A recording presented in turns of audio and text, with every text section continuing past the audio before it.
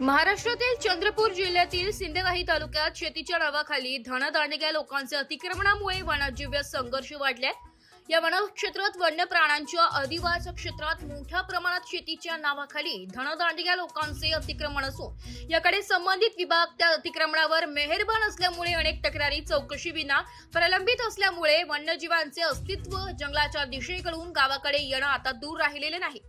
शासनाच्या तिजोरीतून करोडो रुपयांचा निधी सुद्धा वन्यजीव मानवी संघर्ष रोखू शकत नाही। म्हणजे विज्ञान तंत्रज्ञान प्रगत असलेल्या काळात हा संघर्ष रोखण्यासाठी यंत्रणा हतबल आहे। वनावर वाढता अतिक्रमण, मानवाचे अधिवास अशा बाबी रोखण्यास वन विभाग अपेक्षित ठरल्यानेच अनेक मानवी जीव तथा वन्यजीवांना आपला जीव गमवावा लागलाय। शेतीच्या नावाखाली धनदांडग्या लोकांचे अतिक्रमणावर कारवाई केव्हा होणार? 3 वर्ष लोटूनही अंतिम चौकशी अहवाल प्राप्त झाले नाहीये। अर्जदारास याचाच अर्थ हितसंबंधामुळे धनदांडग्यांचे अतिक्रमण सुरक्षित आहे। तालुक्यातील नागरिकांचं लक्ष कारवाई केव्हा होणार याकडे वेधले आहे। एस मराठी न्यूज साठी जिल्हा प्रतिनिधी वहाब अली सय्यद, चंद्रपूर।